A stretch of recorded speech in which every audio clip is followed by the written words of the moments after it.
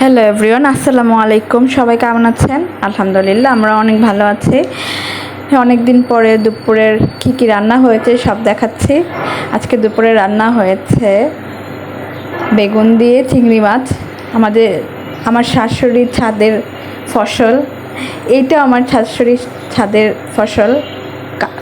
করলা দিয়ে আলু দিয়ে চচ্চড়ি, অনেকগুলো সবজি হয়েছিল। মোটামুটি আমাদের দুবেলা খাবার হয়ে গিয়েছে আলহামদুলিল্লাহ। তারপর ছিল কাঁকরোল ভাজি, আর ছিল কিছু বেগুন বড়া। এই কাঁকরোল ভাজিটা করার সময় আমার বড় বোনের কথা মনে পড়ে অনেক, কারণ আমার বড় বোন যখন জীবিত ছিল ও কাঁকরোল ভাজিটা এত মজা করে করতো, বেশি তেল দিয়ে, খুব মজা হতো। এটা আমার এখনও অনেক মনে পড়ে। আমি অনেক মিস করি আমার বোনটাকে এটা করার সময়। যাই হোক, তারপর ছিল সকালে রুটি দিয়ে খাওয়ার জন্য মিষ্টি কুমড়া চিংড়ি মাছ দিয়ে সবজি, আর ছিল পাবদা মাছ ভোনা। এই পাবদা মাছটা আমরা সবাই খাবো, আমার ছেলেও খাবে। একসাথে করা হয়ে গিয়েছে রান্নাটা। আর সাথে ছিল ডাল।